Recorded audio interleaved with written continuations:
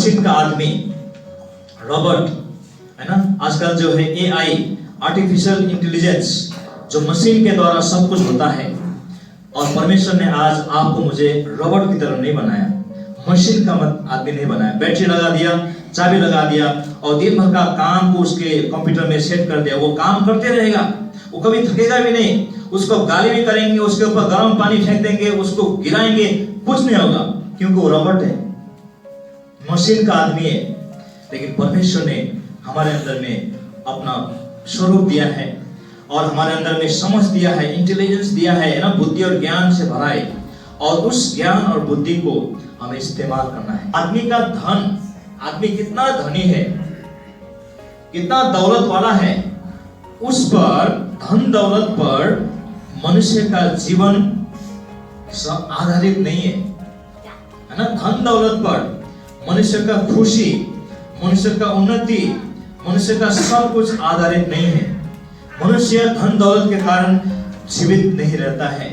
मनुष्य का अस्तित्व धन दौलत के कारण नहीं रहता है। प्रभु यीशु मसीह इस बात को बताने जा रहा है। पौल ने भी इस विषय में कहा था, आपको याद है? प्रेरितों के काम 17 अध्याय उसका 26 और 27 और 28 पद को पढ़ेंगे जल्दी से। उसने एक ही मुंह से मनुष्य की सब जातियां सारी पृथ्वी पर रहने के लिए बनाई है और उनके ठहराए हुए समय और निवास की सीमाओं को इसलिए बांधा है कि वे परमेश्वर को ढूंढे, कदाचित उसे टटोल कर पाए, तो भी वह हम में से किसी से दूर नहीं। देखिए, परमेश्वर ने मनुष्य को एक सीमित सीमा दे करके, एक दायरा दे करके, एक बाउंड्री वॉल के अंदर में रखा है ना। सब कुछ का लिमिटेशन दे करके। क्यों? आगे पढ़ेंगे क्यों। क्योंकि हम उसी में जीवित रहते हैं, क्योंकि हम उसी में जीवित रहते हैं और चलते फिरते, और उसी के कारण, परमेश्वर के कारण हम चलते फिरते हैं और स्थिर रहते हैं, और स्थिर रहते हैं। देखिए, धन और दौलत और ताकत के कारण से नहीं। अगर धन और दौलत आपको मुझे जीवित रखता तो कोई भी अरबपति, खरबपति, करोड़पति कभी नहीं मरता, वो बीमार नहीं होता, एक किडनी के लिए नहीं तरसता। लेकिन बात सच ये है कि धन और दौलत, जो बेशुमार धन और दौलत है, वो मनुष्य के जीवन को स्थिर नहीं रख सकता। मनुष्य के जीवन उस पर निर्भर नहीं है। लेकिन 28 पद में क्या पढ़े कि हम उस पे जीवित रहते हैं। किसमें? परमेश्वर। हम परमेश्वर के कारण जीवित रहते हैं, परमेश्वर के कारण हम सांस लेते हैं, परमेश्वर के कारण हम चलते फिरते हैं, परमेश्वर के कारण परमेश्वर ने हमें परिवार दिया है।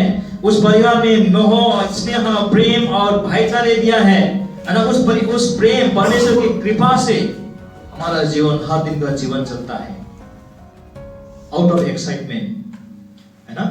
एक आम इंसान ऐसे ही करता है कि उसने एक बार भी परमेश्वर का नाम नहीं लिया। परमेश्वर धन्यवाद, परमेश्वर आपने आशीष दिया। उसने सब समय मैं कहा, मैं अपने भकारी को तोड़ूंगा, मैं अपने लिए बड़ा भकारी बनाऊंगा और मैं अपने प्राण से कहूंगा, हे मेरे प्राण, और खा और पी और मस्ती कर, क्योंकि तेरे लिए बहुत वर्षों के लिए बहुत संपत्ति पड़े हुई है। सबसे पहले इस दृष्टांत से आप और हम क्या सीखते हैं? एक number, we must not trust in riches. हमें अपना धन और दौलत और ताकत और बुद्धि और ज्ञान में घमंड नहीं करना चाहिए, उस पर भरोसा नहीं करना चाहिए। और हमारा जीवन, हमारा जो जीवन है, धन और दौलत से कई गुना ज्यादा बड़े हैं। आज हमारा सोच क्या है? जब आज हमारे बच्चे लोग, हमारे जवान लोग, हमारे माँ, दीदी, बहन, हमारे पिताजी लोग, हम ईसाई लोग, जब हम संसार के लोगों को देखते हैं और उनके तरक्की, उनके उन्नति को देखकर कभी कभी हमें दुख होता है। यदि तो आज हमें सोचना चाहिए कि हम रॉन्ग ट्रैक में हैं। हम भी कहीं ना कहीं उस धनी व्यक्ति के तरह हमारा जीवन में सोच आ रहा है। लेकिन मसीह यीशु ने हमें यह सिखाया है कि हमारा जीवन धन और दौलत से कई गुना ज्यादा है। प्रभु यीशु मसीह एक समय लोगों को शिक्षा दे रहे थे, इसी प्रकार के भीड़ के लोगों को सिखा रहे थे। मत्ती सुसमाचार 16 अध्याय और 26 पद में यीशु मसीह ने एक बहुत बड़ी बात कही है और उसको सुनेंगे, हम सब के लिए पढ़ेंगे। यदि मनुष्य सारे जगत को प्राप्त करे, यदि मनुष्य सारे जगत को प्राप्त करे और अपने प्राण की हानि उठाए, और अपने प्राण की हानि उठाए, तो उसे क्या लाभ होगा? तो उसे क्या लाभ होगा? या मनुष्य अपने प्राण के बदले क्या देगा? या तो मनुष्य अपने प्राण के बदले, अपने स्पिरिट के बदले मनुष्य क्या देगा? तो ये है मसीह यीशु का सोच, और यही सोच आज आपको मुझे रखने के लिए प्रभु यीशु हमें प्रेरणा दे रहे हैं कि अधीनता में हम चल रहे हैं और उसके लोग हम बने हैं, हम विश्वास किए हैं, और यदि आकाश और पृथ्वी और उसमें जो कुछ भी है वो परमेश्वर का है, तो परमेश्वर ने जो वादा किया है, जो उसके पीछे चलेंगे और उसे किसी भली बातों की घटी ना होगी। परमेश्वर का ये वादा है। इसलिए परमेश्वर का वचन लिखा है कि देखो, परमेश्वर को जांच के देखो कितना भला है।